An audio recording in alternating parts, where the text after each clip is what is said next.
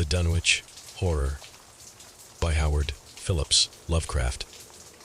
Gorgons and hydras and chimeras, dire stories of Celino and the Harpies, may reproduce themselves in the brain of superstition, but they were there before. They are transcripts types. The archetypes are in us, and eternal. How else should the recital of that which we know in a waking sense to be false come to affect us at all? Is it that we naturally conceive terror from such objects, considered in their capacity of being able to inflict upon us bodily injury? Oh, least of all. These terrors are of older standing. They date beyond body, or without the body, they would have been the same. That the kind of fear here treated is purely spiritual. That it is strong in proportion as it is objectless on earth. That it predominates in the period of our sinless infancy. Are difficulties the solution of which might afford some probable insight into our andamundane condition, and a peep at least into the shadowland of pre-existence. Charles Lamb, Witches and Other Night Fears. Chapter 1. When a traveler in north-central Massachusetts takes the wrong fork at the junction of the Aylesbury Pike, just beyond Dean's Corners, he comes upon a lonely and curious country. The ground gets higher, and the briar-bordered stone walls press closer and closer against the ruts of the dusty, curving road. The trees of the frequent forest belts seem too large, and the wild weeds, brambles, and grasses attain a luxuriance not often found in settled regions. At the same time, the planted fields appear singularly few and barren, while the sparsely scattered houses wear a surprising uniform aspect of age, squalor, and dilapidation. Without knowing why, one hesitates to ask directions from the gnarled, solitary figures spied now and then on crumbling doorsteps or in the sloping, rock-strewn meadows. Those figures are so silent and furtive that one feels somehow confronted by forbidden things, with which it would be better to have nothing to do. When a rise in the road brings the mountains in view above the deep woods, the feeling of strange uneasiness is increased. The summits are too rounded and symmetrical to give a sense of comfort and naturalness, and sometimes the sky silhouettes with a special clearness the queer circles of tall stone pillars with which most of them are crowned. Gorges and ravines of problematical depth intersect the way, and the crude wooden bridges always seem of dubious safety. When the road dips again, there are stretches of marshland that one instinctively dislikes, and indeed almost fears at evening, when unseen whippoorwills chatter, and the fireflies come out in abnormal profusion to dance to the raucous, creepily insistent rhythms of stridently piping bullfrogs. The thin, shining line of the Miskatonic's upper reaches has an oddly serpent-like suggestion as it winds close to the feet of the domed hills among which it rises. As the hills draw nearer, one heeds their wooded sides more than their stone-crowned tops. Those sides loom up so darkly and precipitously that one wishes they would keep their distance, but there is no road by which to escape them. Across a covered bridge, one sees a small village, huddled between the stream and the vertical slope of Round Mountain, and wonders at the cluster of rotting gambrel roofs bespeaking an earlier architectural period than that of the neighboring region. It is not reassuring to see, on a closer glance, that most of the houses are deserted and falling to ruin, and that the broken steepled church now harbors the one slovenly mercantile establishment of the hamlet.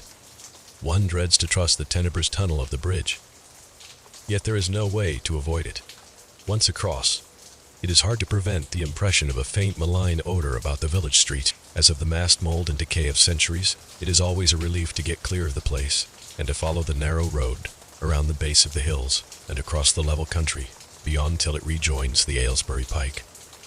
Afterward, one sometimes learns that one has been through Dunwich. Outsiders visit Dunwich as seldom as possible, and since a certain season of horror, all the signboards pointing toward it have been taken down.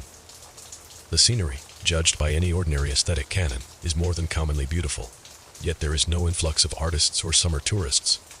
2 centuries ago, when talk of witch blood, Satan worship, and strange forest presences was not laughed at, it was the custom to give reasons for avoiding the locality. In our sensible age, since the Dunwich horror of 1928 was hushed up by those who had the towns and the world's welfare at heart, people shun it without knowing exactly why. Perhaps one reason, though it cannot apply to uninformed strangers, is that the natives are now repellently decadent, having gone far along that path of retrogression so common in many New England backwaters. They have come to form a race by themselves, with the well-defined mental and physical stigmata of degeneracy and inbreeding. The average of their intelligence is woefully low, whilst their annals reek of overt viciousness and of half-hidden murders, incests, and deeds of almost unnameable violence and perversity. The old gentry, representing the 2 or 3 armigerous families which came from Salem in 1692, have kept somewhat above the general level of decay, though many branches are sunk into the sordid populace so deeply that only their names remain as a key to the origin they disgrace. Some of the Whateleys and bishops still send their eldest sons to Harvard and Miskatonic, though those sons seldom return to the moldering gambrel roofs under which they and their ancestors were born. No one, even those who have the facts concerning the recent horror, can say just what is the matter with Dunwich, though old legends speak of unhallowed rites and conclaves of the Indians, amidst which they called forbidden shapes of shadow out of the great rounded hills, and made wild orgiastic prayers that were answered by loud crackings and rumblings from the ground below. In 1747, the Reverend Abun Hoadley, newly come to the Congregational Church at Dunwich Village, preached a memorable sermon on the close presence of Satan and his imps, in which he said, "It must be allowed that these blasphemies of an infernal train of demons are matters of too common knowledge to be denied, the cursed voices of Azazel and Buzrael, of Beelzebub and Belial, being heard from underground by above a score of credible witnesses now living. I myself did not more than a fortnight ago catch a very plain discourse of evil powers in the hill behind my house, wherein there were a rattling and rolling, groaning, screeching, and hissing, such as no things of this earth could raise up, and which must needs have come from those caves that only black magic can discover, and only the Divel unlock." Mr. Hoadley disappeared soon after delivering this sermon, but the text, printed in Springfield, is still extant. Noises in the hills continue to be reported from year to year, and still form a puzzle to geologists and physiographers. Other traditions tell of foul odors near the hill-crowning circles of stone pillars, and of rushing airy presences to be heard faintly at certain hours from stated points at the bottom of the great ravines, while still others try to explain the Devil's Hop Yard, a bleak, blasted hillside where no tree, shrub, or grass blade will grow. Then, too, the natives are mortally afraid of the numerous whippoorwills, which grow vocal on warm nights. It is vowed that the birds are psychopomps lying in wait for the souls of the dying, and that they time their eerie cries in unison with the sufferer's struggling breath. If they can catch the fleeing soul when it leaves the body, they instantly flutter away, chittering in demoniac laughter. But if they fail, they subside gradually into a disappointed silence. These tales, of course, are obsolete and ridiculous, because they come down from very old times. Dunwich is indeed ridiculously old, older by far than any of the communities within 30 miles of it. South of the village one may still spy the cellar walls and chimney of the ancient Bishop House, which was built before 1700, whilst the ruins of the mill at the falls, built in 1806, form the most modern piece of architecture to be seen. Industry did not flourish here, and the 19th century factory movement proved short-lived. Oldest of all are the great rings of rough-hewn stone columns on the hilltops, but these are more generally attributed to the Indians than to the settlers. Deposits of skulls and bones, found within these circles and around the sizable table-like rock on Sentinel Hill, sustain the popular belief that such spots were once the burial places of the booktuks, even though many ethnologists, disregarding the absurd improbability of such a theory, persist in believing the remains Caucasian. Chapter 2. It was in the township of Dunwich, in a large and partly inhabited farmhouse, set against a hillside 4 miles from the village and 1.5 miles from any other dwelling, that Wilbur Whately was born at 5 a.m. on Sunday, the 2nd of February 1913. This date was recalled because it was Candlemas, which people in Dunwich curiously observe under another name, and because the noises in the hills had sounded and all the dogs of the countryside had barked persistently throughout the night before.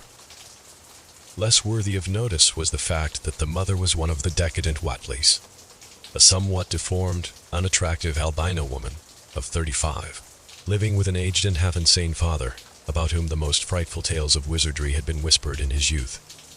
Lavinia Whately had no known husband, but according to the custom of the region made no attempt to disavow the child, concerning the other side, of whose ancestry the country folk might, and did, speculate as widely as they chose. On the contrary, she seemed strangely proud of the dark, goatish-looking infant who formed such a contrast to her own sickly and pink-eyed albinism, and was heard to mutter many curious prophecies about its unusual powers and tremendous future. Lavinia was one who would be apt to mutter such things, for she was a lone creature given to wandering amidst thunderstorms in the hills and trying to read the great odorous books, which her father had inherited through 2 centuries of Whateleys, and which were fast falling to pieces with age and wormholes. She had never been to school, but was filled with disjointed scraps of ancient lore that old Whateley had taught her. The remote farmhouse had always been feared because of old Whateley's reputation for black magic, and the unexplained death by violence of Mrs. Whateley, when Lavinia was 12 years old, had not helped to make the place popular. Isolated among strange influences, Lavinia was fond of wild and grandiose daydreams and singular occupations, nor was her leisure much taken up by household cares in a home from which all standards of order and cleanliness had long since disappeared. There was a hideous screaming which echoed above even the hill noises and the dogs barking on the night Wilbur was born, but no known doctor or midwife presided at his coming. Neighbors knew nothing of him till a week afterward, when old Whateley drove his sleigh through the snow into Dunwich village and discoursed incoherently to the group of loungers. At Osborne's general store, there seemed to be a change in the old man, an added element of furtiveness in the clouded brain, which subtly transformed him from an object to a subject of fear. Though he was not one to be perturbed by any common family event, amidst it all, he showed some trace of the pride later noticed in his daughter. And what he said of the child's paternity was remembered by many of his hearers years afterward. "I don't care what folks think. E.F. Lavinus boy looked like his pa. He wouldn't look like nothing ye expect ye needn't. Think the only folks is the folks hereabouts. Lavinus reads some, and has seed some things the most ye only tell about. I calclate her man is as good a husband as ye kin find this side of Aylesbury, and E.F. ye knowed as much abba out the hills as I do. Ye wouldn't ask no better church weddin' nor hern. Let me tell ye soothin', some day you folks'll hear a child o' Lavini's, a callin' its father's name on the top Sentinel Hill." The only persons who saw Wilbur during the first month of his life were old Zechariah Whateley, of the undecayed Whateleys, and Earl Sawyer's common-law wife, Mamie Bishop. Mamie's visit was frankly one of curiosity, and her subsequent tales did justice to her observations. But Zechariah came to lead a pair of Alderney cows, which old Whateley had bought of his son Curtis. This marked the beginning of a course of cattle buying on the part of small Wilbur's family, which ended only in 1928, when the Dunwich horror came and went.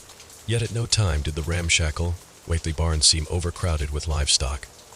There came a period when people were curious enough to steal up and count the herd that grazed precariously on the steep hillside above the old farmhouse, and they could never find more than 10 or 12 anemic, bloodless-looking specimens. Evidently some blight or distemper, perhaps sprung from the unwholesome pasturage or the diseased fungi and timbers of the filthy barn, caused a heavy mortality amongst the Whateley animals. Odd wounds or sores, having something of the aspect of incisions, seemed to afflict the visible cattle, and once or twice during the earlier months, certain callers fancied they could discern similar sores about the throats of the gray, unshaven old man and his slatternly, crinkly-haired, albino daughter. In the spring after Wilbur's birth, Lavinia resumed her customary rambles in the hills, bearing in her misproportioned arms the swarthy child. Public interest in the Whateleys subsided after most of the country folk had seen the baby, and no one bothered to comment on the swift development which that newcomer seemed every day to exhibit. Wilbur's growth was indeed phenomenal, for within 3 months of his birth he had attained a size and muscular power not usually found in infants under a full year of age. His motions and even his vocal sounds showed a restraint and deliberateness highly peculiar in an infant, and no one was really unprepared when, at 7 months, he began to walk unassisted with falterings which another month was sufficient to remove. It was somewhat after this time, on Halloween, that a great blaze was seen at midnight on the top of Sentinel Hill, where the old table-like stone stands amidst its tumulus of ancient bones. Considerable talk was started when Silas Bishop, of the undecayed bishops, mentioned having seen the boy running sturdily up that hill ahead of his mother. About an hour before the blaze was remarked, Silas was rounding up a stray heifer, but he nearly forgot his mission when he fleetingly spied the two figures in the dim light of his lantern. They darted almost noiselessly through the underbrush, and the astonished watcher seemed to think they were entirely unclothed. Afterward, he could not be sure about the boy, who may have had some kind of a fringed belt and a pair of dark blue trunks or trousers on. Wilbur was never subsequently seen alive and conscious without complete and tightly buttoned attire. The disarrangement or threatened disarrangement of which always seemed to fill him with anger and alarm. His contrast with his squalid mother and grandfather in this respect was thought very notable until the horror of 1928 suggested the most valid of reasons. The next January gossips were mildly interested in the fact that Levinus Black Brat had commenced to talk, and at the age of only 11 months, his speech was somewhat remarkable, both because of its difference from the ordinary accents of the region, and because it displayed a freedom from infantile lisping of which many children of 3 or 4 might well be proud. The boy was not talkative, yet when he spoke he seemed to reflect some elusive element wholly unpossessed by Dunwich and its denizens.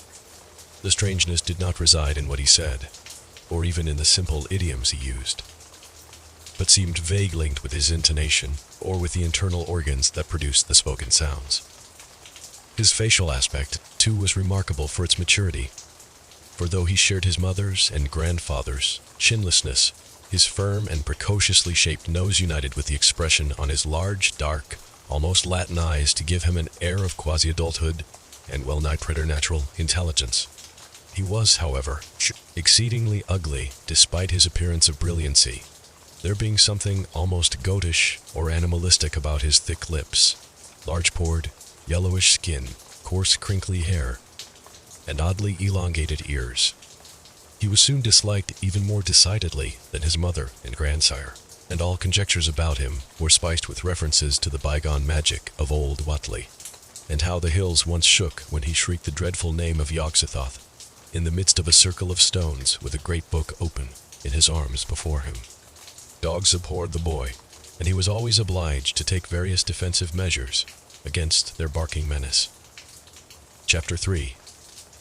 Meanwhile, old Whiteley continued to buy cattle without measurably increasing the size of his herd. He also cut timber and began to repair the unused parts of his house, a spacious, peak-roofed affair whose rear end was buried entirely in the rocky hillside, and whose 3 last-ruined ground-floor rooms had always been sufficient for himself and his daughter.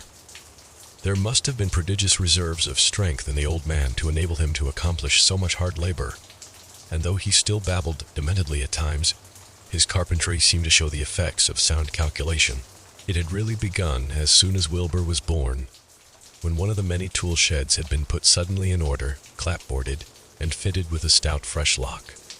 Now, in restoring the abandoned upper story of the house, he was a no less thorough craftsman. His mania showed itself only in his tight boarding up of all the windows in the reclaimed section, though many declared that it was a crazy thing to bother with the reclamation at all.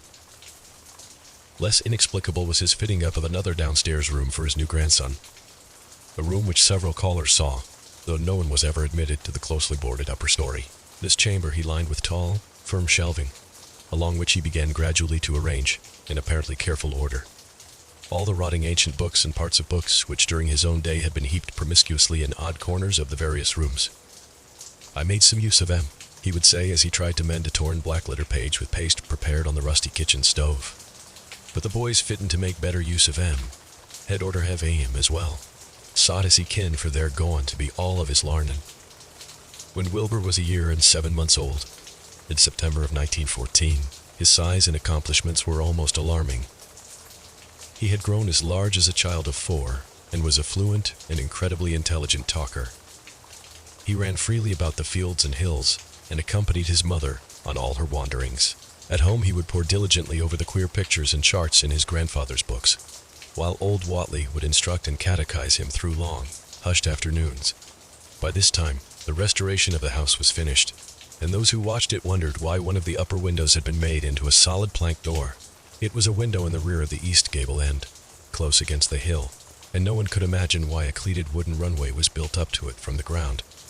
About the period of this work's completion, people noticed that the old tool house, tightly locked and windowlessly clapboarded, since Wilbur's birth, had been abandoned again. The doors swung listlessly open, and when Earl Sawyer once stepped within after a cattle-selling call on Old Whatley, he was quite discomposed by the singular odor he encountered.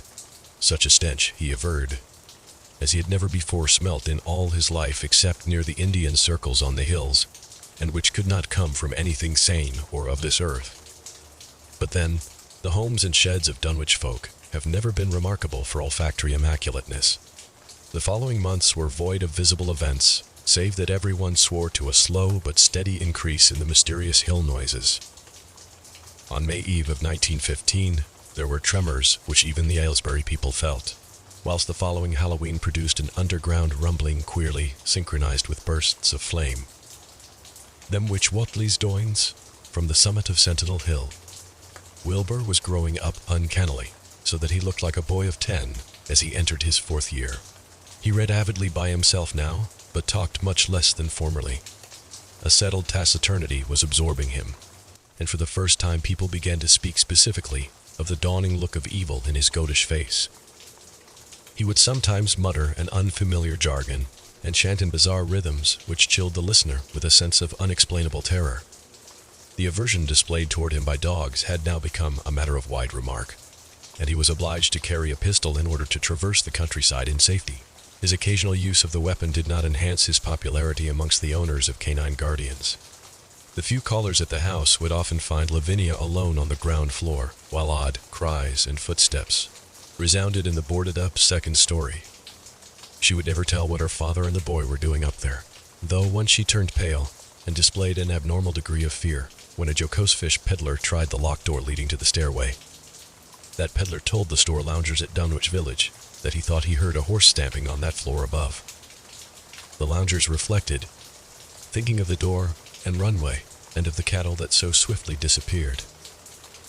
Then they shuddered as they recalled tales of old Whatley's youth, and of the strange things that are called out of the earth when a bullock is sacrificed at the proper time to certain heathen gods. It had for some time been noticed that dogs had begun to hate and fear the whole Whatley place, as violently as they hated and feared young Wilbur personally.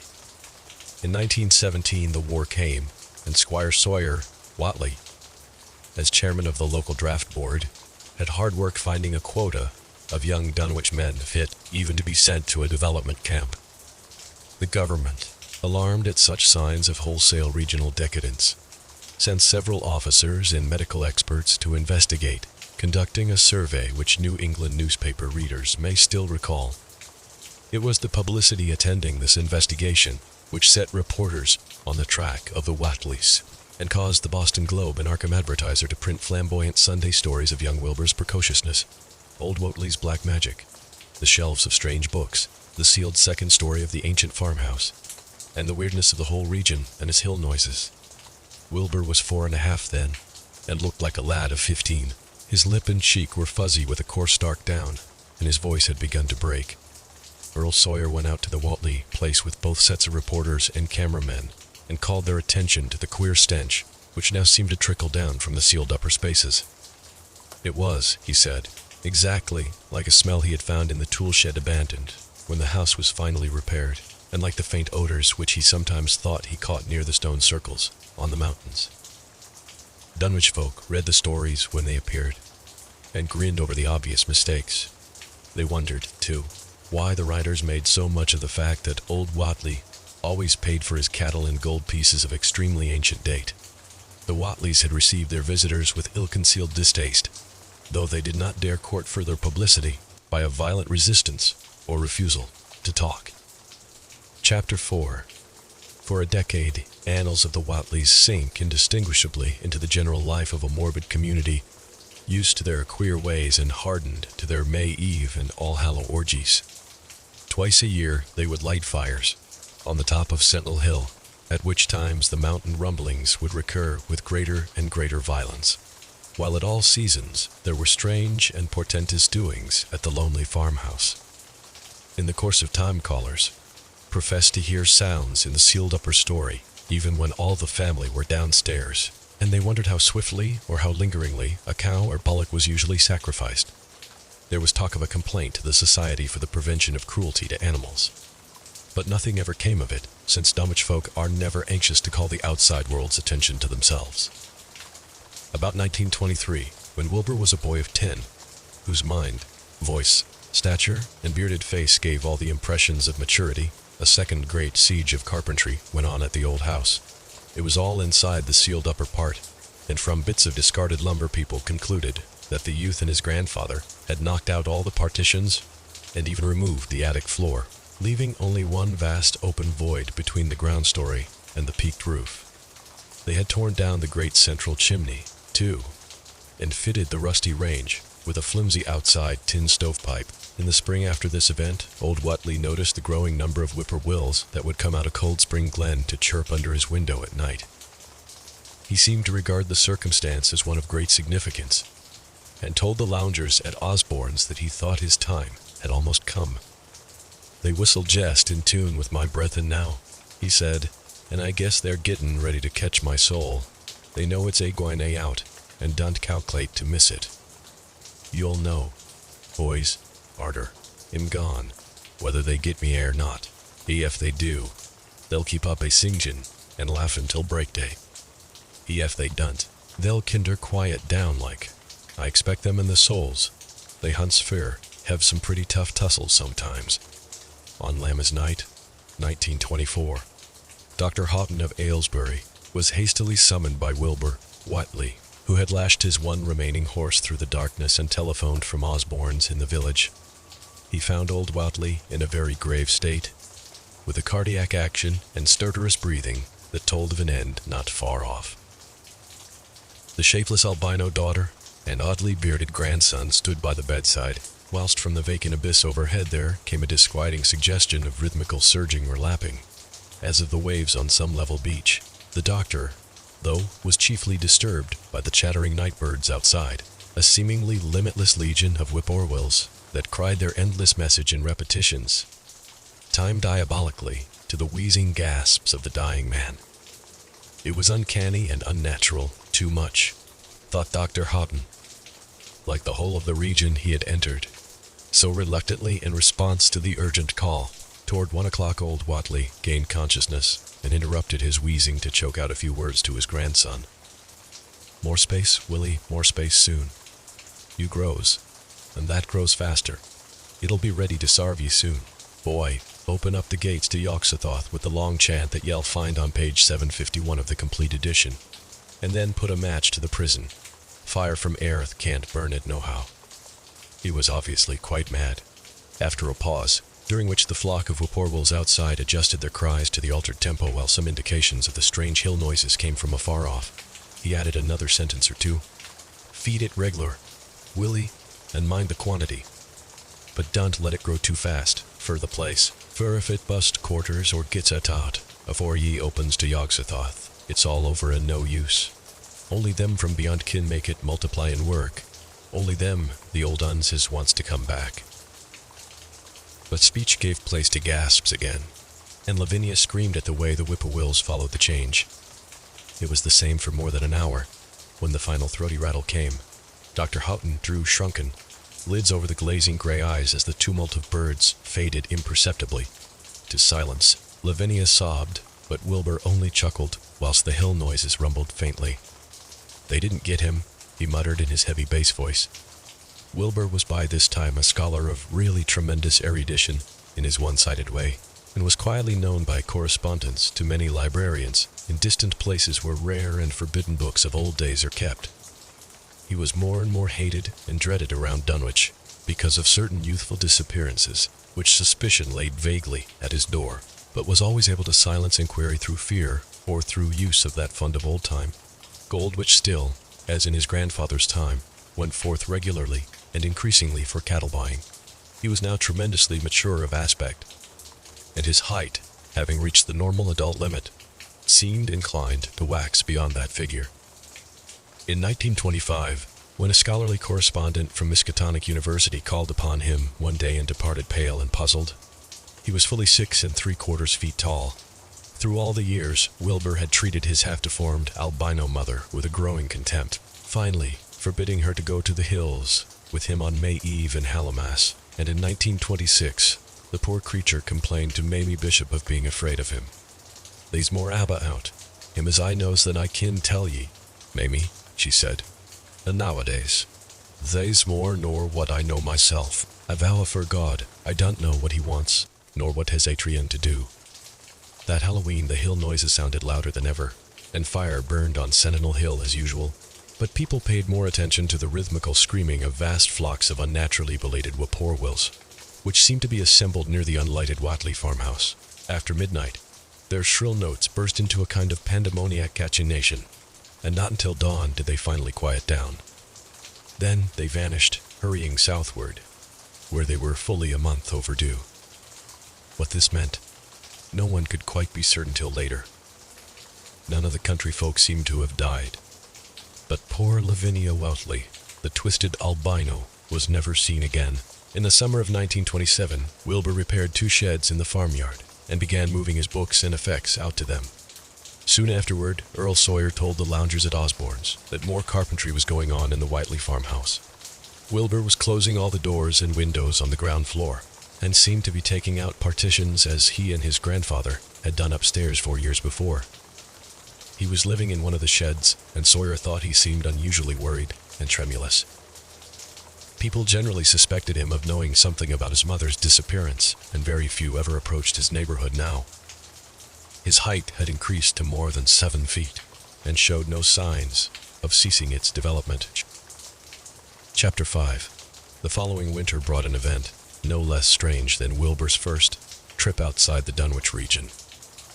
Correspondence with the Widener Library at Harvard, the Bibliothèque Nationale in Paris, the British Museum, the University of Buenos Aires, and the Library of Miskatonic University at Arkham had failed to get him the loan of a book he desperately wanted. So at length he set out in person, shabby, bearded, and uncouth of dialect, to consult the copy at Miskatonic, which was the nearest to him, geographically. Almost 8 feet tall, and carrying a cheap new valise from Osborne's general store, this dark and goatish gargoyle appeared one day in Arkham in quest of the dreaded volume kept under lock and key at the college library. The hideous Necronomicon of a mad Arab has read in Olos Wormius Latin version. As printed in Spain in the 17th century, he had never seen a city before, but had no thought save to find his way to the university grounds, where, indeed, he passed heedlessly by the great white-fanged watchdog that barked with unnatural fury and enmity, and tugged frantically at its stout chain. Wilbur had with him the priceless but imperfect copy of Dr. D's English version, which his grandfather had bequeathed him, and upon receiving access to the Latin copy, he at once began to collate the 2 texts, with the aim of discovering a certain passage which would have come on the 751st page of his own defective volume. This much he could not civilly refrain from telling the librarian. The same erudite Henry Armitage, a Miskatonic, Ph.D. Princeton, Lit. D. Johns Hopkins, who had once called at the farm, and who now politely plied him with questions. He was looking, he had to admit, for a kind of formula or incantation containing the frightful name Yog-Sothoth, and it puzzled him to find discrepancies, duplications, and ambiguities, which made the matter of determination far from easy.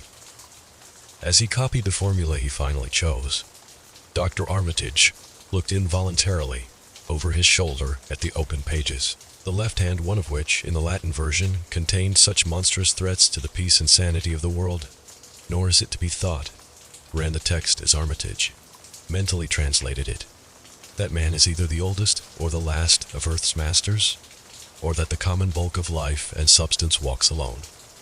The old ones were, the old ones are, and the old ones shall be, not in the spaces we know, but between them they walk serene and primal, undimensioned, and to us unseen. Yog-Sothoth knows the gate. Yog-Sothoth is the gate. Yog-Sothoth is the key and guardian of the gate. Past, present, future, all are one in Yog-Sothoth. He knows where the old ones broke through of old, and where they shall break through again.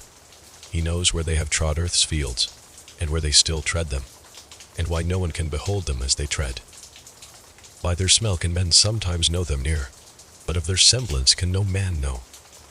saving only in the features of those they have begotten on mankind, and of those are there many sorts, differing in likeness from man's truest eidolon to that shape without sight or substance, which is they walk unseen and foul, in lonely places where the words have been spoken, and the rites howl through at their seasons.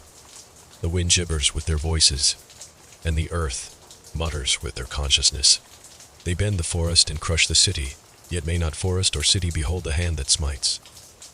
Catteth in the cold waste hath known them, and what man knows Catteth? The ice desert of the south and the sunken isles of ocean hold stones, whereon their seal is engraven. But who hath seen the deep frozen city or the sealed tower long garlanded with seaweed and barnacles? Great Cthulhu is their cousin, yet can he spy them only dimly.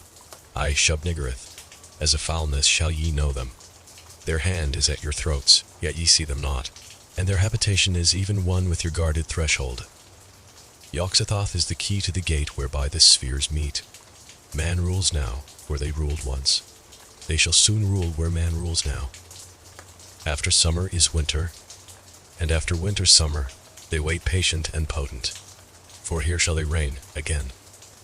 Dr. Armitage, associating what he was reading with what he had heard of Dunwich and its brooding presences, and of Wilbur Whately and his dim, hideous aura that stretched from a dubious birth to a cloud of probable matricide, felt a wave of fright as tangible as a draught of the tomb's cold clamminess. The bent, goatish giant before him seemed like the spawn of another planet or dimension, like something only partly of mankind, and linked to black gulfs of essence and entity that stretched like titan phantasms beyond all spheres of force and matter, space and time. Presently Wilbur raised his head and began speaking in that strange, resonant fashion which hinted at sound-producing organs, unlike the run of mankind's. "Mr. Armitage," he said, "I calculate I've got to take that book home. They's things in it I've got to try under certain conditions that I can't get here. And I teed you be a mortal sin to let a red tape rule hold me up. Let me take it along, sir. And ill swore they want. Nobody know the difference. I don't need to tell ye ill take good care of it. It want me that put this D-copy in the shape it is."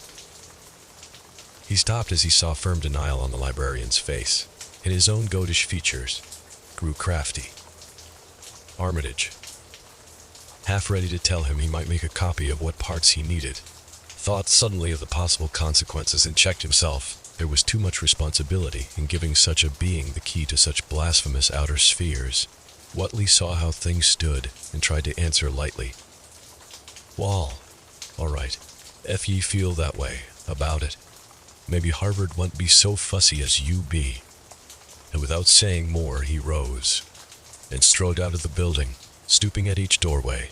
Armitage heard the savage yelping of the great watchdog, and studied Whatley's gore-like lope as he crossed the bit of campus visible from the window. He thought of the wild tales he had heard, and recalled the old Sunday stories in the Advertiser. These things, and the lore he had picked up from Dunwich rustics and villagers during his one visit there. Unseen things not of earth, or at least not of tridimensional earth, rushed fetid and horrible through New England's glens, and brooded obscenely on the mountaintops. Of this he had long felt certain. Now he seemed to sense the close presence of some terrible part of the intruding horror, and to glimpse a hellish advance in the black dominion of the ancient and once passive nightmare. He locked away the Necronomicon with a shudder of disgust, but the room still reeked with an unholy and unidentifiable stench. "As a foulness shall ye know them," he quoted. Yes, the odor was the same as that which had sickened him at the Whatley farmhouse, less than 3 years before. He thought of Wilbur, goatish and ominous, once again, and laughed mockingly at the village rumors of his parentage, inbreeding. Armitage muttered half aloud to himself, "Great God, what simpletons! Show them Arthur Maction's Great God Pan and they'll think it a common Dunwich scandal. But what thing, what cursed shapeless influence on or off this three-dimensioned earth was Wilbur Whatley's father? Born on Candlemas, 9 months after May Eve of 1912. When the talk about the queer earth noises reached clear to Arkham. What walked on the mountains? But May night, what rudemus horror fastened itself on the world in half-human flesh and blood? During the ensuing weeks, Dr. Armitage set about to collect all possible data on Wilbur Whatley and the formless presences around Dunwich. He got in communication with Dr. Houghton of Aylesbury, who had attended old Whatley in his last illness, and found much to ponder over in the grandfather's last words as quoted by the physician. A visit to Dunwich village failed to bring out much that was new, but a close survey of the Necronomicon, in those parts which Wilbur had sought so avidly, seemed to supply new and terrible clues to the nature, methods, and desires of the strange evil so vaguely threatening this planet. Talks with several students of archaic lore in Boston, and letters to many others elsewhere, gave him a growing amazement, which passed slowly through varied degrees of alarm to a state of really acute spiritual fear.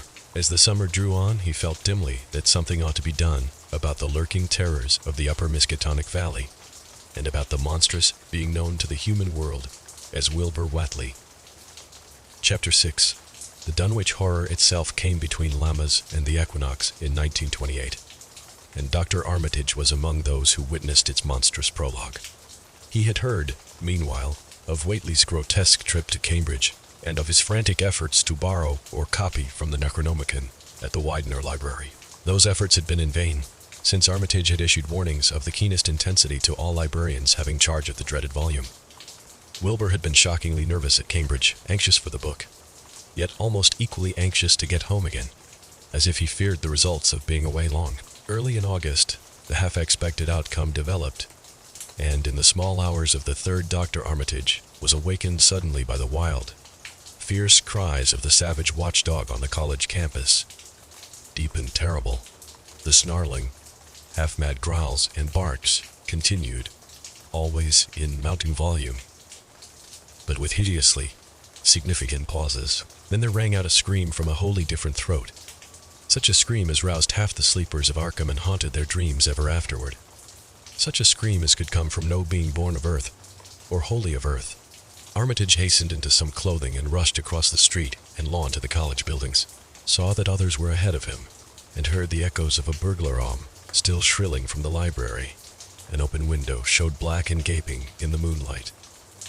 What had come had indeed completed its entrance, for the barking and the screaming, now fast fading into a mixed low growling and moaning, proceeded unmistakably from within.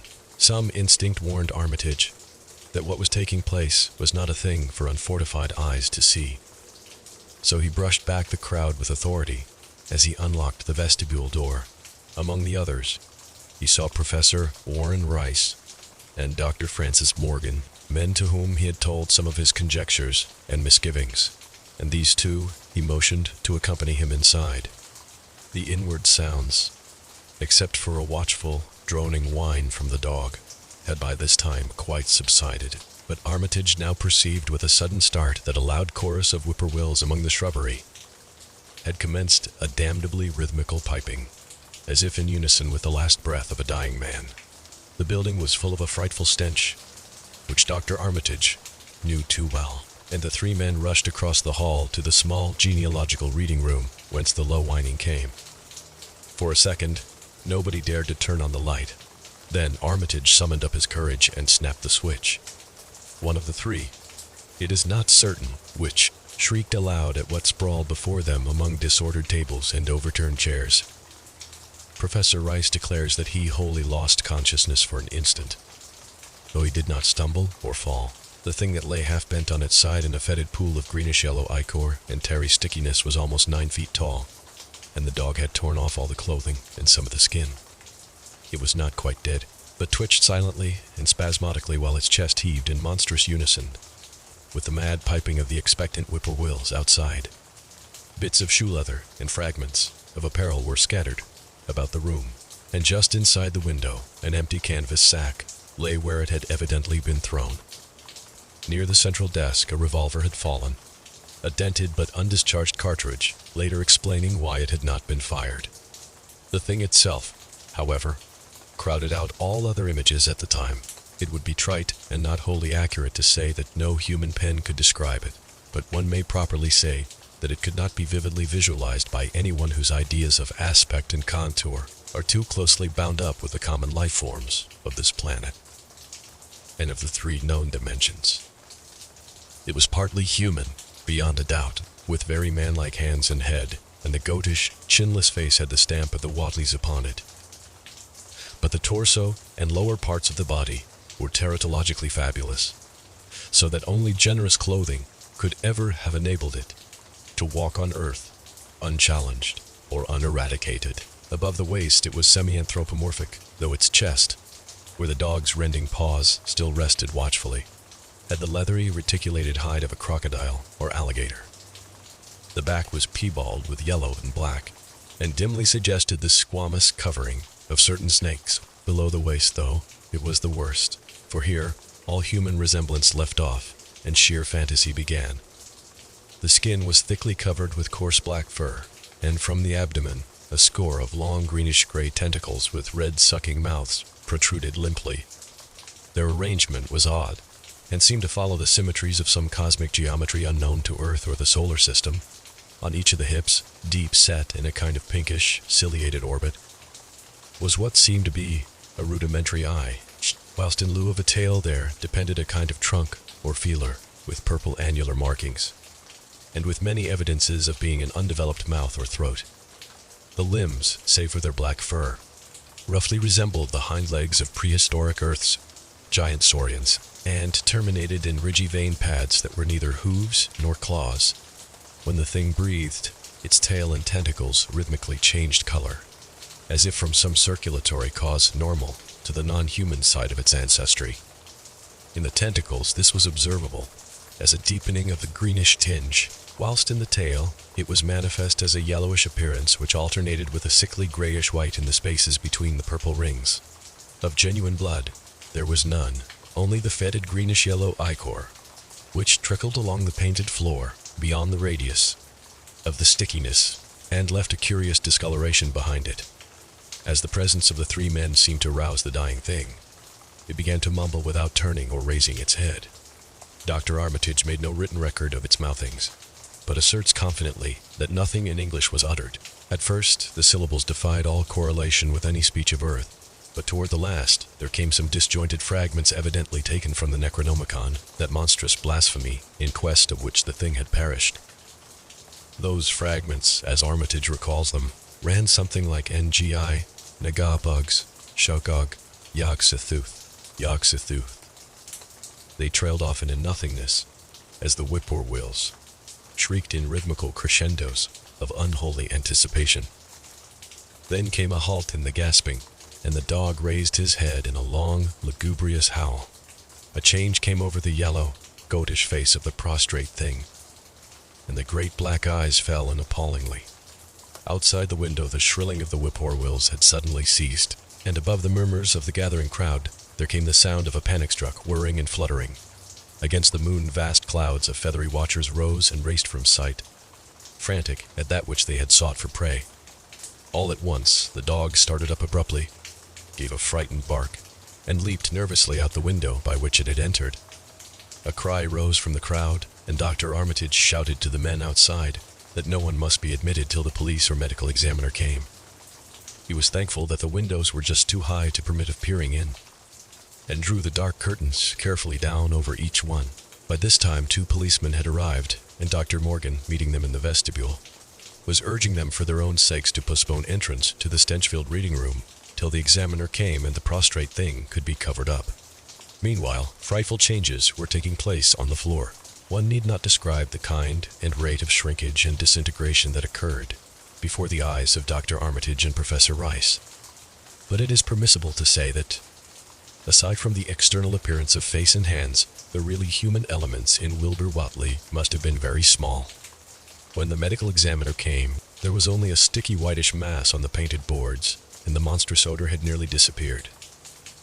Apparently Whateley had had no skull or bony skeleton, at least, in any true or stable sense. He had taken somewhat after his unknown father. Chapter 7. Yet, all this was only the prologue of the actual Dunwich horror. Formalities were gone through by bewildered officials. Abnormal details were duly kept from press and public, and men were sent to Dunwich and Aylesbury to look up property and notify any who might be heirs of the late Wilbur Whateley. They found the countryside in great agitation, both because of the growing rumblings beneath the domed hills, and because of the unwanted stench and the surging, lapping sounds which came increasingly from the great empty shell formed by Watsley's boarded-up farmhouse. Earl Sawyer, who tended the horse and cattle during Wilbur's absence, had developed a woefully acute case of nerves. The officials devised excuses not to enter the noisome boarded place, and were glad to confine their survey of the deceased living quarters, the newly mended sheds, to a single visit. They filed a ponderous report at the courthouse in Aylesbury, and litigations concerning heirship are said to be still in progress amongst the innumerable Wadleys, decayed and undecayed, of the upper Miskatonic Valley, an almost interminable manuscript in strange characters, written in a huge ledger and adjudged a sort of diary because of the spacing and the variations in ink and penmanship, presented a baffling puzzle to those who found it on the old bureau which served as its owner's desk. After a week of debate, it was sent to Miskatonic University, together with the deceased collection of strange books, for study and possible translation, but even the best linguists soon saw that it was not likely to be unriddled with ease. No trace of the ancient gold with which Wilbur and old Woltley always paid their debts has yet been discovered. It was in the dark of September 9th that the horror broke loose. The hill noises had been very pronounced during the evening, and dogs barked frantically all night. Early risers on the 10th noticed a peculiar stench in the air. About 7 o'clock, Luther Brown, the hired boy at George Corey's, between Cold Spring Glen and the village, rushed frenziedly back from his morning trip to Tennecker Meadow with the cows. He was almost convulsed with fright as he stumbled into the kitchen, and in the yard outside the no less frightened herd were pawing and lowing pitifully. Having followed the boy back in the panic they shared with him, between gasps, Luther tried to stammer out his tale to Mrs. Corey. Up thar, in the rud beyond the glen, Miss Corey, there's soothin' ben thar. It smells like thunder, and all the bushes and little trees is pushed back from the rud, like that a house ben moved along of it, and that ain't the wust. Nuther, they's prints in the rud, Miss Corey, great round prints as big as barrel-heads, all sunk down deep like a elephant had been along. Only they's a sight more nor 4 feet could make. I looked at 1 or 2 afore I run, and I see everyone was covered with lines spreadin' out from one place, like as if big palm leaf fans, twicked or 3 times, as big as any they is, had have been powanded down into the rud. And the smell was awful, like what it is are a hound wizard. Well, please, ere he faltered, and seemed to shiver afresh with the fright that had sent him flying home. Mrs. Corey, unable to extract more information, began telephoning the neighbors, thus starting on its rounds the overture of panic that heralded the major terrors. When she got Sally Sawyer, housekeeper at Seth Bishop's, the nearest place to Wadley's, it became her turn to listen instead of transmit, for Sally's boy Chauncey, who slept poorly, had been up on the hill toward Wadley's, and had dashed back in terror after one look at the place, and at the pasturage where Mr. Bishop's cows had been left out all night. Yes, Miss Corey, came Sally's tremulous voice over the party wire. Chancey he just come back a postin', and couldn't half talk, fur being scared. He says old Whiteley's house is all blowed up, with the timbers scattered round, like there'd been dynamite inside. Only the bottom floor ain't through, but is all covered with a kind o' tar-like stuff that smells awful, and drips down in the ages onto the ground war. The side timbers is blowed away, and they's awful kinder marks in the yard, too.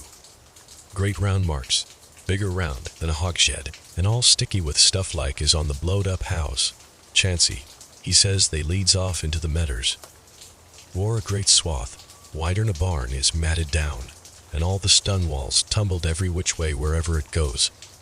And he says he, Miss Corey, as how he sought to look for Seth's house, frighted as he was, and F.A. found him in the upper pasture, nigh the Devil's Hop yard, in an awful shape. Half on EMS clean gone, and nigh half them that's left is sucked most dry blood, with sores on like they's been on Watley's cattle, ever sanked.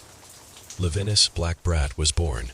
Seth Hess, gone out now, to look at though ill vow he want here, Turgid, very nigh wizard.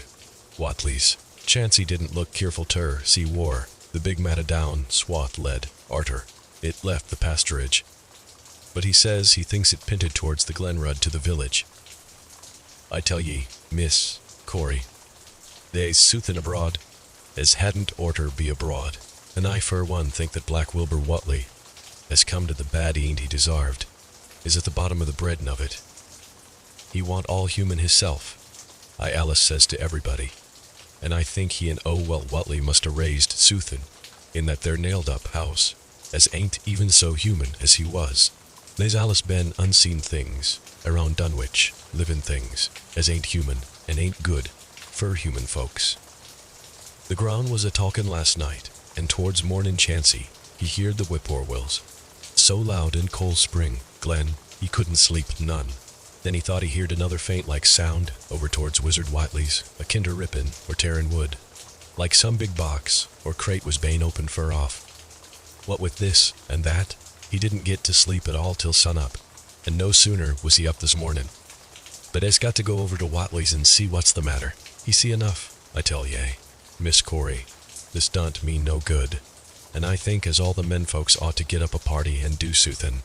I know soothin' awfuls, about, and feel my time is nigh, though only God knows just what it is. Did your Luther take account wore them? Big tracks led to? No wall. Miss Corey, if they was on the Glen Rud this side, the Glen, and ain't got to your house yet, I calculate they must go into the Glen itself. They would do that. I Alice says Cold Spring Glen ain't no healthy nor decent place. The whippoorwills and fireflies there never did act like they was Creator's God. And there's them as says, ye can hear strange things, a rooshin' and a talkin' in the air down thar. If ye stand in the right place. Atween the rock falls and bears den. By that noon, fully 3/4 of the men and boys of Dunwich were trooping over the roads and meadows between the new-made Whiteley ruins and Cold Spring Glen, examining in horror the vast, monstrous prints, the maimed bishop cattle, the strange, noisome wreck of the farmhouse, and the bruised, matted vegetation of the fields and roadsides. Whatever had burst loose upon the world had assuredly gone down into the great sinister ravine, for all the trees on the banks were bent and broken, and a great avenue had been gouged in the precipice-hanging underbrush. It was as though a house, launched by an avalanche, had slid down through the tangled growths of the almost vertical slope. From below no sound came, but only a distant, undefinable feeder, and it is not to be wondered at that the men preferred to stay on the edge and argue, rather than descend and beard the unknown cyclopean horror in its lair. 3 dogs that were with the party had barked furiously at first, but seemed cowed and reluctant when near the Glen. Someone telephoned the news to the Aylesbury Transcript, but the editor, accustomed to wild tales from Dunwich, did no more than concoct a humorous paragraph about it, an item soon afterward reproduced by the Associated Press. That night everyone went home, and every house and barn was barricaded as stoutly as possible. Needless to say, no cattle were allowed to remain in open pasturage. About 2 in the morning, a frightful stench and the savage barking of the dogs awakened the household at Elmer Fry's, on the eastern edge of Cold Spring Glen, and all agreed that they could hear a sort of muffled swishing or lapping sound. From somewhere outside, Mrs. Fry proposed telephoning the neighbors, and Elmer was about to agree when the noise of splintering wood burst in upon their deliberations. It came, apparently, from the barn, and was quickly followed by a hideous screaming and stamping amongst the cattle. The dogs slavered and crouched close to the feet of the fear-numbed family. Fry lit a lantern through force of habit, but knew it would be death to go out into that black farmyard. The children and the womenfolk whimpered, kept from screaming by some obscure, vestigial instinct of defense, which told them their lives depended on silence. At last the noise of the cattle subsided to a pitiful moaning, and a great snapping, crashing, and crackling ensued. The Frys, huddled together in the sitting room, did not dare to move until the last echoes died away, far down in Cold Spring Glen. Then, amidst the dismal moans from the stable, and the demoniac piping of late whippoorwills in the glen, Selina Fry tottered to the telephone, and spread what news she could of the second phase of the horror. The next day, all the countryside was in a panic and cowed. Uncommunicative groups came and went where the fiendish thing had occurred. 2 titan swaths of destruction stretched from the glen to the Fry farmyard. Monstrous prints covered the bare patches of ground, and one side of the old red barn had completely caved in. Of the cattle, only about a quarter could be found and identified. Some of these were in curious fragments, and all that survived had to be shot. Earl Sawyer suggested that help be asked from Aylesbury or Arkham, but others maintained it would be of no use. Old Zebulon Whately, of a branch that hovered about halfway between soundness and decadence, made darkly wild suggestions about rites that ought to be practiced on the hilltops. He came of a line where tradition ran strong, and his memories of chantings in the great stone circles were not altogether connected with Wilbur and his grandfather. Darkness fell upon a stricken countryside too passive to organize for real defense. In a few cases, closely related families would band together and watch in the gloom under one roof. But, in general, there was only a repetition of the barricading of the night before, and a futile, ineffective gesture of loading muskets and setting pitchforks handily about. Nothing, however, occurred except some hill noises. And when the day came, there were many who hoped that the new horror had gone as swiftly as it had come. There were even bold souls who proposed an offensive expedition down in the glen, though they did not venture to set an actual example to the still reluctant majority. When night came again, the barricading was repeated, though there was less huddling together of families. In the morning, both the Fry and the Seth Bishop households reported excitement among the dogs and vague sounds and stenches from afar, while early explorers noted with horror a fresh set of the monstrous tracks in the road skirting Sentinel Hill. As before, the sides of the road showed a bruising indicative of the blasphemously stupendous bulk of the horror, whilst the conformation of the tracks seemed to argue a passage in two directions, as if the moving mountain had come from Cold Spring Glen and returned to it along the same path. At the base of the hill, a 30-foot swath of crushed shrubbery and saplings led steeply upward, and the seekers gasped when they saw that even the most perpendicular places did not deflect the inexorable trail.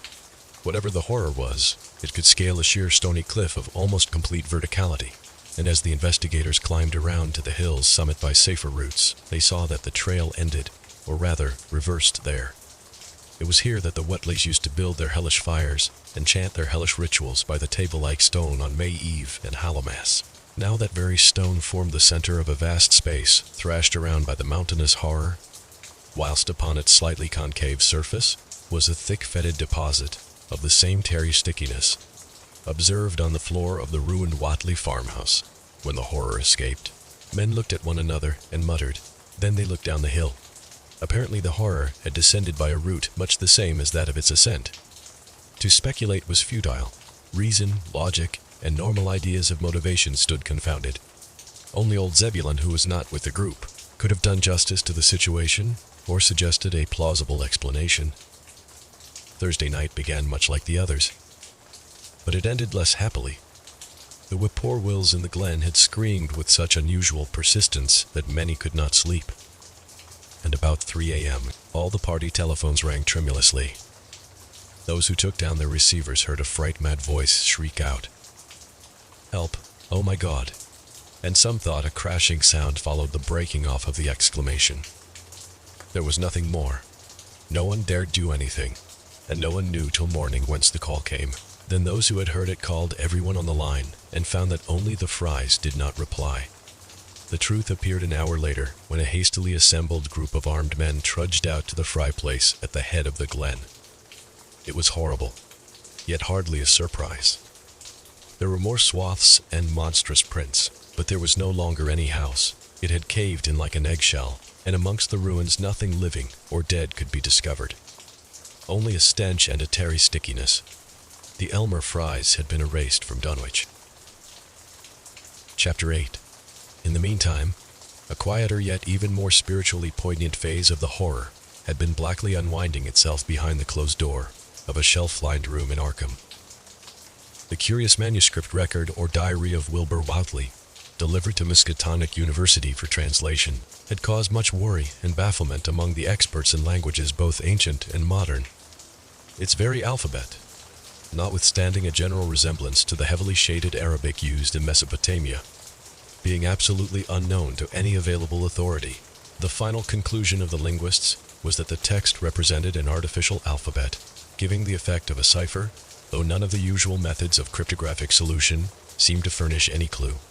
The ancient books taken from Whately's quarters, while absorbingly interesting and in several cases promising to open up new and terrible lines of research among philosophers and men of science, were of no assistance whatever in this matter. One of them, A heavy tome with an iron clasp was in another unknown alphabet, this one of a very different cast and resembling Sanskrit more than anything else. The old ledger was at length given wholly into the charge of Dr. Armitage, both because of his peculiar interest in the Whately matter, and because of his wide linguistic learning and skill in the mystical formulae of antiquity and the Middle Ages. Armitage had an idea that the alphabet might be something esoterically used by certain forbidden cults which have come down from old times, and which have inherited many forms and traditions from the wizards of the Saracenic world. That question, however, he did not deem vital, since it would be unnecessary to know the origin of the symbols if, as he suspected, they were used as a cipher in a modern language. It was his belief that, considering the great amount of text involved, the writer would scarcely have wished the trouble of using another speech than his own, save perhaps in certain special formulae and incantations. Accordingly, he attacked the manuscript with the preliminary assumption that the bulk of it was in English. Dr. Armitage knew, from the repeated failures of his colleagues, that the riddle was a deep and complex one, and that no simple mode of solution could merit even a trial. All through late August, he fortified himself with the massed lore of cryptography, drawing upon the fullest resources of his own library, and waiting night after night, amidst the arcana of Trithemius Polygraphia, Giambattista, Portus de Furtivis, Literarum Notis, De Visionaries Traiti des Chiffres, Falconers, Cryptomnesis, Patefacta, Davies and Thictises, 18th century treatises, and such fairly modern authorities as Blair, von Martin, and Clipper's Cryptographic. He interspersed his study of the books with attacks on the manuscript itself, and in time became convinced that he had to deal with one of those subtlest and most ingenious of cryptograms, in which many separate lists of corresponding letters are arranged, like the multiplication table, and the message built up with arbitrary keywords known only to the initiated. The older authorities seemed rather more helpful than the newer ones, and Armitage concluded that the code of the manuscript was one of great antiquity, no doubt handed down through a long line of mystical experimenters. Several times, he seemed near daylight, only to be set back by some unforeseen obstacle. Then, as September approached, the clouds began to clear. Certain letters, as used in certain parts of the manuscript, emerged definitely and unmistakably, and it became obvious that the text was indeed in English. On the evening of September 2nd, the last major barrier gave way, and Dr. Armitage read for the first time a continuous passage of Wilbur Whately's Annals. It was in truth a diary, as all had thought, and it was couched in a style clearly showing the mixed occult erudition and general illiteracy of the strange being who wrote it. Almost the first long passage that Armitage deciphered, an entry dated the 26th of November, 1916, proved highly startling and disquieting. It was written, he remembered, by a child of 3 1/2 who looked like a lad of 12 or 13. Today learned the Aklo for the Saboth. It ran, which did not like, it being answerable from the hill, and not from the air, that upstairs more ahead of me than I had thought it would be, and is not like to have much earth brain. Shot Elam Hutchins' collie Jack when he went to bite me, and Elam says he would kill me if he dast. I guess he won't. Grandfather kept me saying the Dotto formula last night, and I think I saw the inner city at the 2 magnetic poles. I shall go to those poles when the earth is cleared off, if I can't break through with the Dona formula when I commit it. They from the air told me at Sabbath that it will be years before I can clear off the earth, and I guess Grandfather will be dead then. So I shall have to learn all the angles of the planes and all the formulas between the air and the NH&JAR. They from outside will help, but they cannot take body without human blood. That upstairs looks it will have the right cast. I can see it a little when I make the Yorish sign or blow the power of Ibn Ghazi at it, and it is near like them at May Eve on the hill. The other face may wear off some. I wonder how I shall look when the earth is cleared, and there are no earth beings on it. He that came with the Aklo Sabaoth said I may be transfigured, there being much of outside to work on. Morning found Dr. Armitage in a cold sweat of terror and a frenzy of wakeful concentration.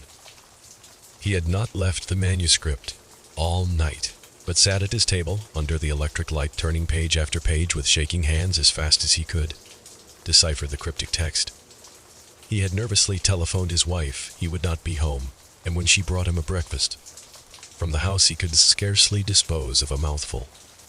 All that day, he read on, now and then halted maddeningly as a reapplication of the complex key became necessary. Lunch and dinner were brought him, but he ate only the smallest fraction of either. Toward the middle of the next night he drowsed off in his chair, but soon woke out of a tangle of nightmares almost as hideous as the truths and menaces to man's existence that he had uncovered. On the morning of September 4th, Professor Rice and Dr. Morgan insisted on seeing him for a while, and departed trembling and ashen gray. That evening he went to bed, but slept only fitfully. Wednesday, the next day, he was back at the manuscript, and began to take copious notes both from the current sections and from those he had already deciphered. In the small hours of that night he slept a little in an easy chair in his office, but was at the manuscript again before dawn. Sometime before noon his physician, Dr. Hartwell, called to see him and insisted that he cease work.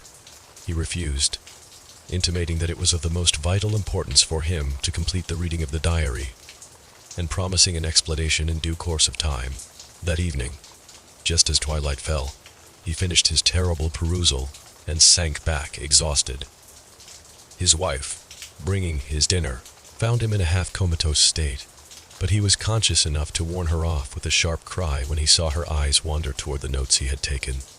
Weakly rising, he gathered up the scribbled papers and sealed them all in a great envelope, which he immediately placed in his inside coat pocket.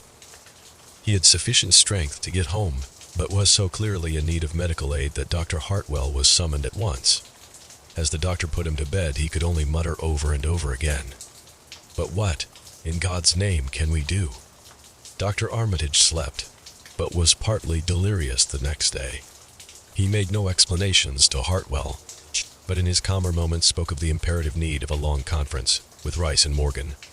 His wilder wanderings were very startling, indeed, including frantic appeals that something in a boarded-up farmhouse be destroyed, and fantastic references to some plan for the extirpation of the entire human race and all animal and vegetable life from the earth by some terrible elder race of beings from another dimension. He would shout that the world was in danger, since the elder things wished to strip it and drag it away from the solar system and cosmos of matter into some other plane or phase of entity from which it had once fallen, vigintillions of eons ago. At other times he would call for the dreaded Necronomicon and the Daimonolatreia of Remigius, in which he seemed hopeful of finding some formula to check the peril he conjured up. Stop them, he would shout. Those Whatleys meant to let them in, and the worst of all is left. Tell Rice and Morgan we must do something. It's a blind business. But I know how to make the powder. It hasn't been fed since the 2nd of August, when Wilbur came here to his death, and at that rate. But Armitage had a sound physique despite his 73 years, and slept off his disorder that night without developing any real fever. He woke late Friday, clear of head, though sober, with a gnawing fear and tremendous sense of responsibility. Saturday afternoon he felt able to go over to the library and summon Rice and Morgan for a conference. And the rest of that day and evening, the three men tortured their brains in the wildest speculation and the most desperate debate. Strange and terrible books were drawn voluminously from the stacked shelves and from secure places of storage, and diagrams and formulae were copied with feverish haste, and in bewildering abundance. Of skepticism, there was none. All three had seen the body of Wilbur Whatley as it lay on the floor in a room of that very building, and after that not one of them could feel even slightly inclined to treat the diary as a madman's raving. Opinions were divided as to notifying the Massachusetts State Police, and the negative finally won. There were things involved which simply could not be believed by those who had not seen a sample, as indeed was made clear during certain subsequent investigations. Late at night, the conference disbanded without having developed a definite plan. But all day, Sunday Armitage was busy comparing formulae and mixing chemicals obtained from the college laboratory. The more he reflected on the hellish diary, the more he was inclined to doubt the efficacy of any material agent in stamping out the entity which Wilbur Whatley had left behind him. The earth-threatening entity which, unknown to him, was to burst forth in a few hours and become the memorable Dunwich horror. Monday was a repetition of Sunday with Dr. Armitage, for the task in hand required an infinity of research and experiment. Further consultations of the monstrous diary brought about various changes of plan, and he knew that even in the end a large amount of uncertainty must remain. By Tuesday, he had a definite line of action mapped out and believed he would try a trip to Dunwich within a week. Then, on Wednesday, the great shock came. Tucked obscurely away in a corner of the Arkham Advertiser was a facetious little item from the Associated Press, telling what a record-breaking monster the bootleg whiskey of Dunwich had raised up.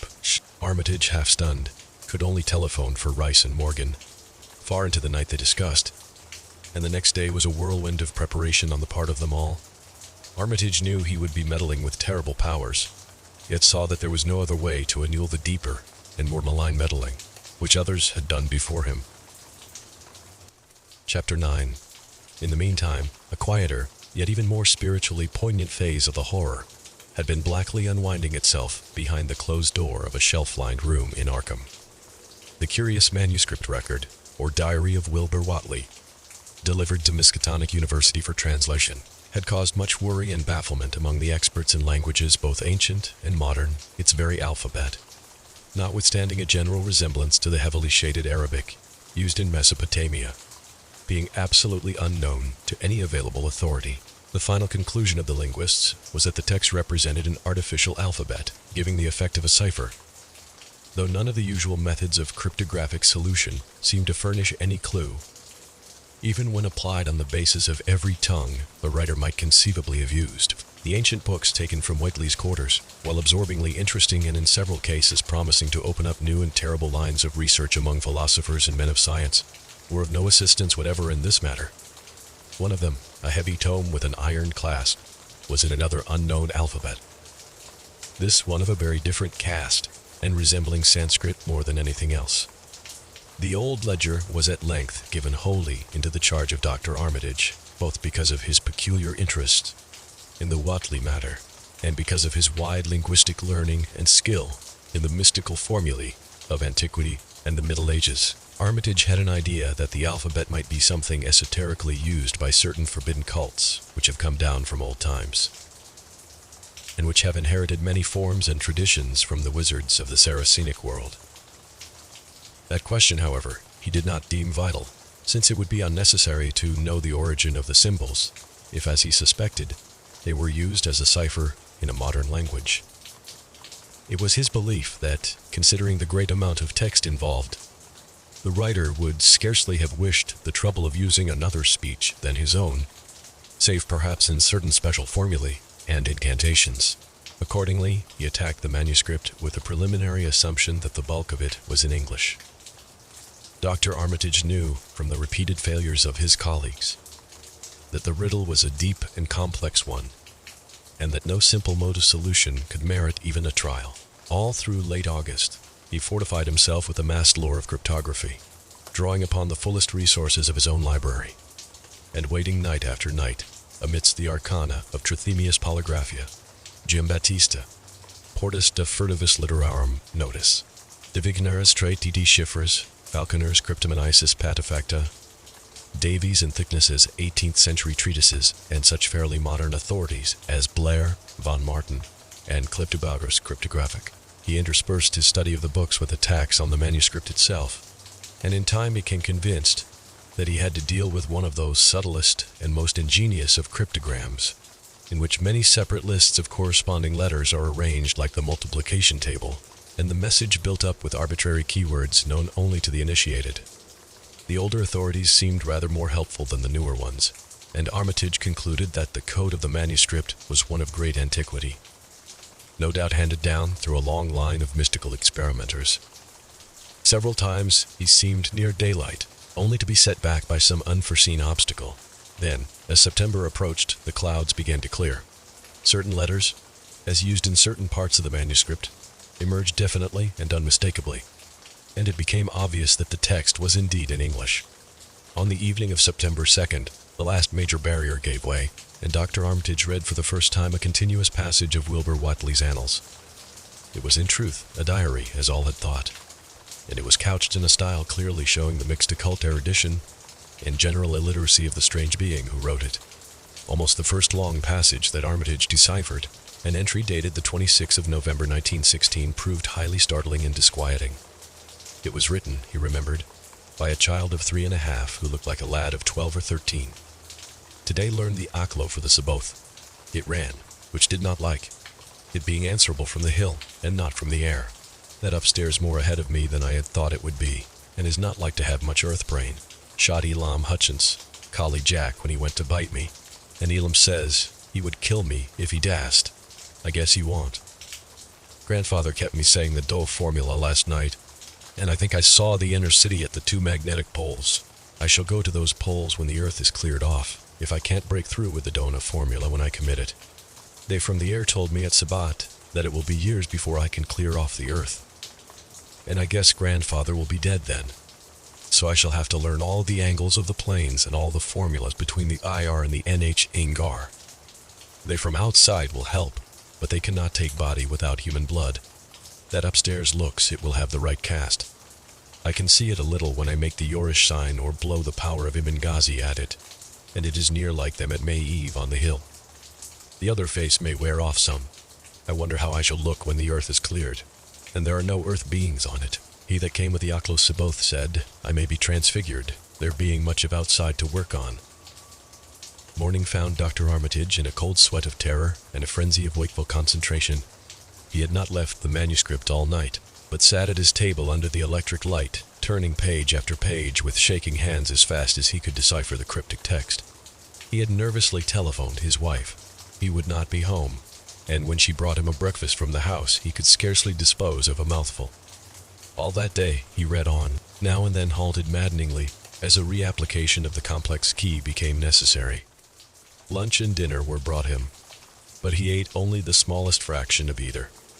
Toward the middle of the next night he drowsed off in his chair, but soon woke out of a tangle of nightmares almost as hideous as the truths and menaces to man's existence that he had uncovered.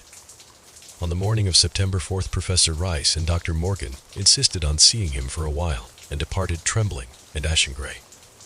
That evening he went to bed, but slept only fitfully Wednesday. The next day he was back at the manuscript, and began to take copious notes, both from the current sections and from those he had already deciphered. In the small hours of that night he slept a little in an easy-chair in his office, but was at the manuscript again before dawn. Some time before noon his physician, Dr. Hartwell, called to see him and insisted that he cease work. He refused, intimating that it was of the most vital importance for him to complete the reading of the diary, and promising an explanation in due course of time. That evening, just as twilight fell, he finished his terrible perusal and sank back, exhausted. His wife, bringing his dinner, found him in a half-comatose state, but he was conscious enough to warn her off with a sharp cry when he saw her eyes wander toward the notes he had taken. Weakly rising, he gathered up the scribbled papers and sealed them all in a great envelope, which he immediately placed in his inside coat pocket. He had sufficient strength to get home, but was so clearly in need of medical aid that Dr. Hartwell was summoned at once. As the doctor put him to bed, he could only mutter over and over again, "But what, in God's name, can we do?" Dr. Armitage slept, but was partly delirious the next day.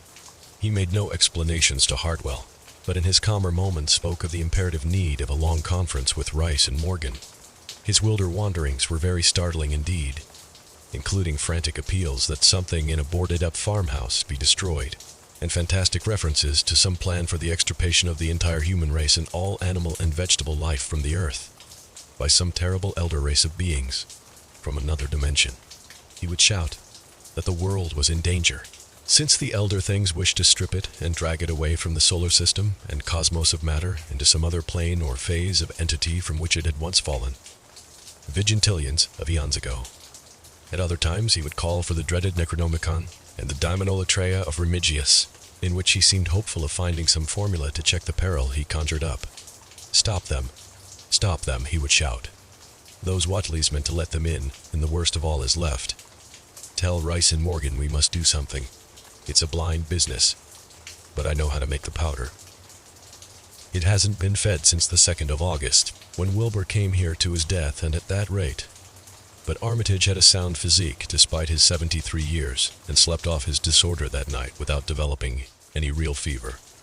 He woke late Friday, clear of head, though sober, with a gnawing fear and tremendous sense of responsibility. Saturday afternoon he felt able to go over to the library and summon Rice and Morgan for a conference. And the rest of that day and evening, the three men tortured their brains in the wildest speculation and the most desperate debate. Strange and terrible books were drawn voluminously from the stack shelves and from secure places of storage, and diagrams and formulae were copied with feverish haste and in bewildering abundance. Of skepticism there was none. All three had seen the body of Wilbur Whitley as it lay on the floor in a room of that very building, and after that not one of them could feel even slightly inclined to treat the diary as a madman's raving. Opinions were divided as to notifying the Massachusetts State Police, and the negative finally won. There were things involved which simply could not be believed by those who had not seen a sample, as indeed was made clear during certain subsequent investigations. Late at night, the conference disbanded without having developed a definite plan. But all day Sunday Armitage was busy comparing formulae and mixing chemicals obtained from the college laboratory. The more he reflected on the hellish diary, the more he was inclined to doubt the efficacy of any material agent in stamping out the entity which Wilbur Whitley had left behind him. The earth-threatening entity, which, unknown to him, was to burst forth in a few hours and become the memorable Dunwich horror. Monday was a repetition of Sunday with Dr. Armitage, for the task in hand required an infinity of research and experiment. Further consultations of the monstrous diary brought about various changes of plan, and he knew that even in the end a large amount of uncertainty must remain. By Tuesday he had a definite line of action mapped out and believed he would try a trip to Dunwich within a week. Then, on Wednesday, the great shock came. Tucked obscurely away in a corner of the Arkham Advertiser was a facetious little item from the Associated Press, telling what a record-breaking monster the bootleg whiskey of Dunwich had raised up. Armitage, half-stunned, could only telephone for Rice and Morgan. Far into the night they discussed, and the next day was a whirlwind of preparation on the part of them all. Armitage knew he would be meddling with terrible powers, yet saw that there was no other way to annul the deeper and more malign meddling, which others had done before him. Chapter 10. In the end, the three men from Arkham, old, white-bearded Dr. Armitage, stocky, iron-gray Professor Rice, and lean, youngish Dr. Morgan, ascended the mountain alone. After much patient instruction regarding its focusing and use, they left the telescope with a frightened group that remained in the road. And as they climbed, they were watched closely by those among whom the glass was passed around. It was hard going, and Armitage had to be helped more than once. High above the toiling group, the great swath trembled as its hellish maker repassed with snail-like deliberateness. Then it was obvious that the pursuers were gaining. Curtis Whitley, of the undecayed branch, was holding the telescope when the Arkham party detoured radically from the swath. He told the crowd that the men were evidently trying to get to a subordinate peak which overlooked the swath at a point considerably ahead of where the shrubbery was now bending. This indeed proved to be true, and the party were seen to gain the minor elevation only a short time after the invisible blasphemy had passed it. Then Wesley Corey, who had taken the glass, cried out that Armitage was adjusting the sprayer which Rice held, and that something must be about to happen. The crowd stirred uneasily, recalling that this sprayer was expected to give the unseen horror a moment of visibility. 2 or 3 men shut their eyes, but Curtis Whitley snatched back the telescope and strained his vision to the utmost. He saw that Rice, from the party's point of vantage above and behind the entity, had an excellent chance of spreading the potent powder with marvelous effect. Those without the telescope saw only an instant's flash of gray cloud, a cloud about the size of a moderately large building near the top of the mountain. Curtis, who had held the instrument, dropped it with a piercing shriek into the ankle-deep mud of the road. He reeled, and would have crumpled to the ground, had not 2 or 3 others seized and steadied him. All he could do was moan half inaudibly, "Oh, great God, that. There was a pandemonium of questioning, and only Henry Wheeler thought to rescue the fallen telescope and wipe it clean of mud. Curtis was past all coherence, and even isolated replies were almost too much for him. Bigger a barn, all made squirmin' ropes. Whole thing sort, O-shaped like a hen's egg, bigger'n anything, with dozens legs like hogsheads that half shut up when they step. Nothin' solid about it, all like jelly. And made separate, wrigglin' ropes pushed cloths together, great bulgin' eyes all over it, 10 or 20 mouths or trunks a-stickin' out all along the sides, big as stovepipes, and all a-tossin' and openin' and shuttin'. All gray, with kinder blue or purple rings, and God in heaven that half-face on top. This final memory, whatever it was, proved too much for poor Curtis, and he collapsed completely before he could say more. Fred Farr and Will Hutchins carried him to the roadside and laid him on the damp grass. Henry Wheeler, trembling, turned the rescued telescope on the mountain to see what he might. Through the lenses were discernible 3 tiny figures, apparently running toward the summit as fast as the steep incline allowed. Only these, nothing more. Then everyone noticed a strangely unseasonable noise in the deep valley behind, and even in the underbrush of Sentinel Hill itself. It was the piping of unnumbered whippoorwills, and in their shrill chorus there seemed to lurk a note of tense and evil expectancy. Earl Sawyer now took the telescope and reported the 3 figures as standing on the topmost ridge, virtually level with the altar stone, but at a considerable distance from it. One figure, he said, seemed to be raising its hands above its head at rhythmic intervals, and as Sawyer mentioned the circumstance, the crowd seemed to hear a faint, half-musical sound from the distance, as if a loud chant were accompanying the gestures. The weird silhouette on that remote peak must have been a spectacle of infinite grotesqueness and impressiveness, but no observer was in a mood for aesthetic appreciation. "I guess he's signed the spell," whispered Wheeler as he snatched back the telescope.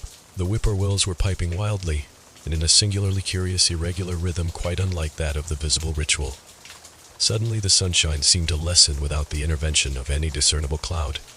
It was a very peculiar phenomenon, and was plainly marked by all. A rumbling sound seemed brewing beneath the hills, mixed strangely with a concordant rumbling which clearly came from the sky. Lightning flashed aloft, and the wondering crowd looked in vain for the portents of storm. The chanting of the men from Markham now became unmistakable, and Wheeler saw through the glass that they were all raising their arms in the rhythmic incantation. From some farmhouse far away came the frantic barking of dogs.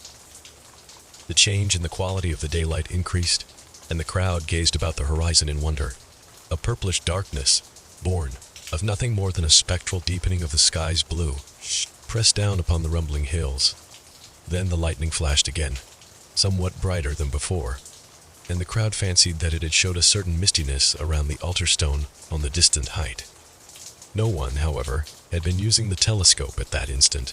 The whippoorwills continued their irregular pulsation, and the men of Dunwich braced themselves tensely against some imponderable menace with which the atmosphere seemed surcharged.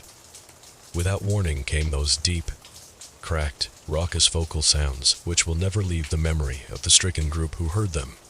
Not from any human throat were they born, for the organs of man can yield no such acoustic perversions. Rather would one have said they came from the pit itself, had not their source been so unmistakably the altar stone on the peak. It is almost erroneous to call them sounds at all, since so much of their ghastly, infrabass timbre spoke to dim seats of consciousness and terror far subtler than the ear. Yet one must do so, since their form was indisputably, though vaguely, that of half-articulate words. They were loud as the rumblings and the thunder above which they echoed. Yet did they come from no visible being, and because imagination might suggest a conjectural source in the world of non-visible beings, the huddled crowd at the mountain's base huddled still closer, and winced as if in expectation of a blow. Rang the hideous croaking out of space. The speaking impulse seemed to falter here, as if some frightful psychic struggle were going on. Henry Wheeler strained his eye at the telescope, but saw only the 3 grotesquely silhouetted human figures on the peak, all moving their arms furiously in strange gestures, as their incantation drew near its culmination. From what black wells of acherontic fear or feeling, from what unplumbed gulfs of extracosmic consciousness, or obscure, long-latent heredity, were those half-articulate thunder-croakings drawn? Presently they began to gather renewed force and coherence as they grew in stark, utter, ultimate frenzy. "Help! Help! Father! Father!" But that was all. The pallid group in the road, still reeling at the indisputably English syllables that had poured thickly and thunderously down from the frantic vacancy beside that shocking altar stone, were never to hear such syllables again. Instead, they jumped violently at the terrific report which seemed to rend the hills, the deafening, cataclysmic peal, whose source, be it inner earth or sky, no hearer was ever able to place. A single lightning bolt shot from the purple zenith to the altar stone, and a great tidal wave of viewless force, an indescribable stench, swept down from the hill to all the countryside. Trees, grass, and underbrush were whipped into a fury, and the frightened crowd at the mountain's base, weakened by the lethal fetor that seemed about to asphyxiate them, were almost hurled off their feet. Dogs howled from the distance. Green grass and foliage wilted to a curious, sickly yellow-gray, and over field and forest were scattered the bodies of dead whippoorwills. The stench left quickly, but the vegetation never came right again. To this day, there is something queer and unholy about the growths on and around that fearsome hill. Curtis Whiteley was only just regaining consciousness when the Arkham men came slowly down the mountain in the beams of a sunlight, once more brilliant and untinted. They were grave and quiet, and seemed shaken by memories and reflections even more terrible than those which had reduced the group of natives to a state of cowed quivering. In reply to a jumble of questions, they only shook their heads and reaffirmed one vital fact. "The thing is gone forever," Armitage said. "It has been split up into what it was originally made of, and can never exist again." It was an impossibility in a normal world. Only the least fraction was really matter in any sense we know. It was like its father, and most of it has gone back to him in some vague realm or dimension outside our material universe, some vague abyss out of which only the most accursed rites of human blasphemy could ever have called him for a moment on the hills. There was a brief silence, and in that pause the scattered senses of poor Curtis Whiteley began to knit back into a sort of continuity, so that he put his hands to his head with a moan. Memory seemed to pick itself up where it had left off, and the horror of the sight that had prostrated him burst in upon him again. Oh, my God, that half-face on top of it, that face with the red eyes and crinkly albino hair and no chin, like the Whiteleys. It was octopus, centipede, spider kind thing, but there was a half-shaped man's face on top of it, and it looked like wizard Whiteley's, only it was yards and yards across. He paused exhausted as the whole group of natives stared in a bewilderment not quite crystallized into fresh terror. Only old Zebulon Whiteley, who wonderingly remembered ancient things but who had been silent heretofore, spoke aloud. 15 year gone, he rambled. I heard old Whiteley say, as how some day wed, hear a child Levinus, a cal in its father's name on the top Sentinel Hill. But Joe Osborne interrupted him to question the Arkham men anew. What was it? Anyhow, and however did young wizard Whiteley call it out? The air it come from? Armitage chose his words carefully. It was mostly a kind of force that doesn't belong in our part of space. A kind of force that acts and grows and shapes itself by other laws than those of our sort of nature. We have no business calling in such things from outside. And only very wicked people and very wicked cults ever tried to. There was some of it in Wilbur Whiteley himself, enough to make a devil and a precocious monster of him, and to make his passing out a pretty terrible sight. I'm going to burn his accursed diary, and if you men are wise, you'll dynamite that altar stone up there, and pull down all the rings of standing stones on the other hills. Things like that brought down the beings those Whiteleys were so fond of.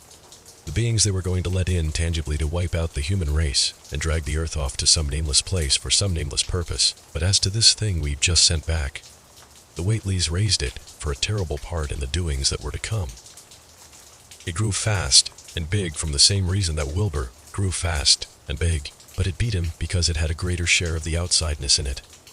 You needn't ask how Wilbur called it out of the air. He didn't call it out.